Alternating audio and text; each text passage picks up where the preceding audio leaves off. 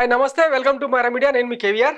చంద్రబాబు నాయుడు అంటే visionary, computer కనిపెట్టిండు, టెక్నాలజీకి ఆయన్ని ఆజ్యం పోసిండు. ఆఖరికి సత్యనాథేళ్ళ కూడా తన వల్లనే అదేది మైక్రోసాఫ్ట్ CEO అయిండు అని చెప్పి ఇక వీళ్ళు నరికే కథల గురించి మనకు తెలుసు కదా. చెవులలో చీములు పట్టేలాగా, నెత్తురు గారేలాగా గతంలో ఒక రేంజ్లో ప్రచారం చేశారు.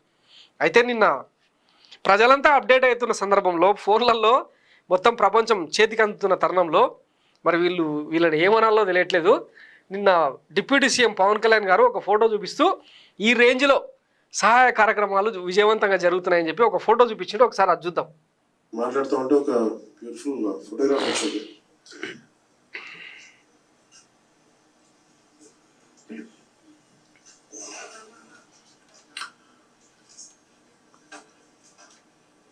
ఇది ఇంటర్నేషనల్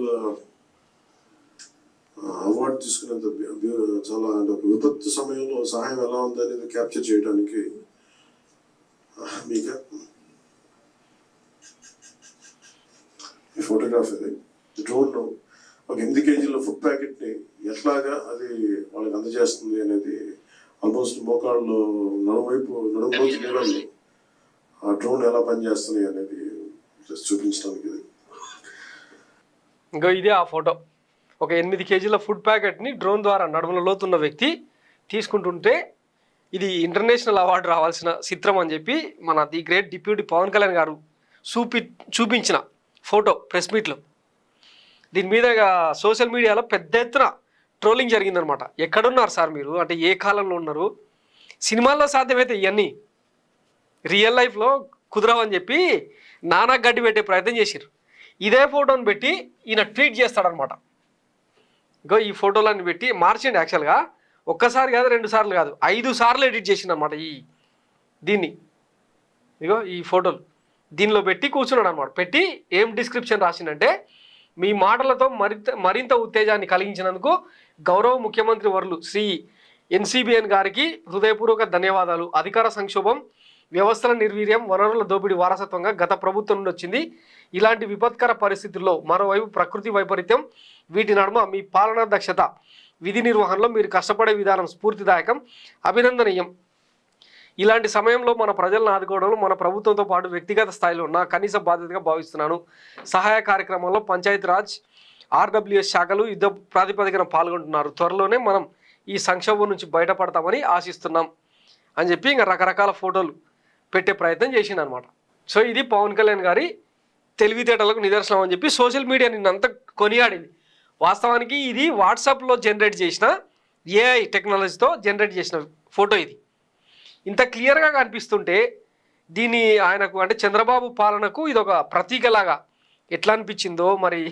అంటే సినిమా మ్యాన్ కదా, మేబీ రియాలిటీకి దగ్గరగా ఉందని ఫీల్ అయిందో ఏందో. ఇంకా అది ఆయన జ్ఞానానికి సంబంధించిన, అజ్ఞానం గురించి నేను మాట్లాడతాను, జ్ఞానానికి సంబంధించిన వ్యవహారం అన్నమాట. సో ఈ ట్వీట్ను మొత్తంగా 5 సార్లు ఎడిట్ చేయడంతో మరింత పరుగు పోగొట్టుకున్నట్టు అయిందనమాట కూటమి ప్రభుత్వం. మీరు నిజాలు ఎట్లాగో చెప్పలేరు, కనీసం జరుగుతున్న తతంగానైనా జనానికి తెలియనిస్తే బాగుంటుంది. దీన్ని ఏదో చంద్రబాబు గారేమో ఈ ప్రొక్లైన్లో ఎక్కుతాడు, ముందర ముగ్గురు, వెనకాల ముగ్గురు, సైడ్కి ముగ్గురు, మొత్తం 10-15 మంది ఫోటోగ్రాఫర్లను పెట్టుకొని ఆయన చేస్తున్న PR స్టంట్ చూస్తలేమా.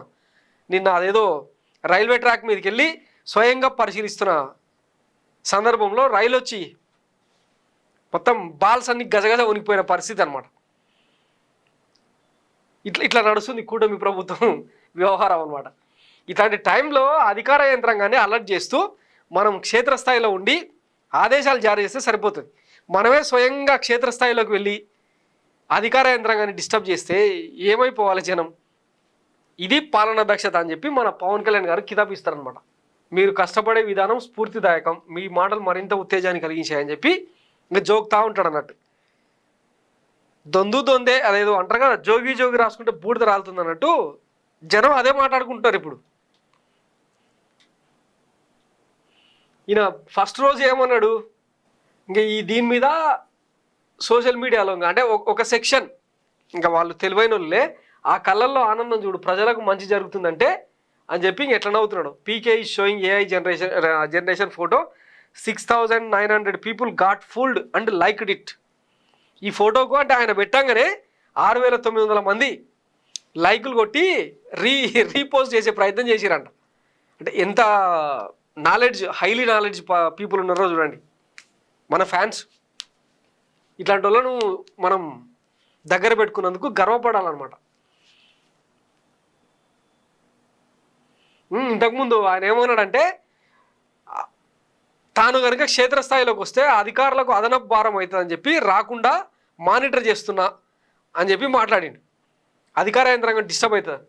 అదే చంద్రబాబుకు ప్రతిపక్షంలో ఏమన్నా ఉంటే నా వల్ల ప్రభుత్వ కార్యక్రమాలకు ఆటంకం కలుగుతుందనేమో భావించి పర్యటనకు వెళ్ళట్లేదు. Also bro few months back ఇంకో ఇట్లా రోడ్ల మీద డ్యాన్స్లు వేసినప్పుడు కార్లలో ఎక్కి చేతులు ఊగిపోయే ప్రసంగాలు చేసినప్పుడు అప్పుడు అధికార యంత్రాంగం అదనపు భారం కాలే.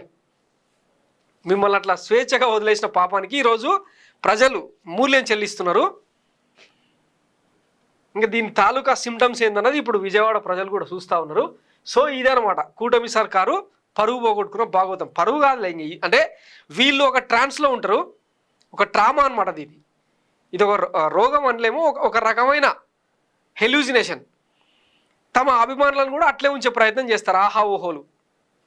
మొన్న ఆడెవడో మాట్లాడతాడు అనమాట, బాబు గారు బుడమేరుకు గేట్లు లేవంటాడు, వెలుగనేరుకు గేట్లు లేవంటే ఇంకా అదే ప్రచారాన్ని వీళ్ళు అందుకున్నారు అనమాట మన పచ్చమంద మొత్తం. తీరా ఇప్పుడు గూగుల్ మ్యాప్లలోకి వెళ్ళి డ్రోన్ షాట్లను తీసి ఆ ఇంజనీర్లు అందరూ బయటకు వచ్చి మాట్లాడుతూ ఉంటే ఇప్పుడు తెల్లమొహాలు వేయాల్సిన పరిస్థితి అనమాట. ఇట్లా అడుగడుగున పరువు పోగొట్టుకున్న పరిస్థితి తప్ప విజయవాడను కాపాడలేకపోయామన్న కించిత్ అపరాధ భావం కూడా ఈ పాలకుల్లో కనిపించకపోవడం శోచనీయం అనమాట, బాధాకరం. జనాలు ఎట్టపోయినా మనకు అధికారం వచ్చింది 164 సీట్లతో 100% స్ట్రైక్ రేట్తో మనకు కావాల్సిన సీట్లు ఓట్లు నొక్కేసినాం, ఖతంగా. ఈ 5 ఏళ్ళు మనం ఆడిందే ఆట పాడిందే పాట. ఈ గోరోజనంతో పనిచేస్తారు అనమాట వీళ్ళు. అదే ఫీల్డ్ లెవెల్లో కనిపిస్తూ ఉంది. Thanks for watching Myra media. నేను మీ కేవీఆర్. Thank you.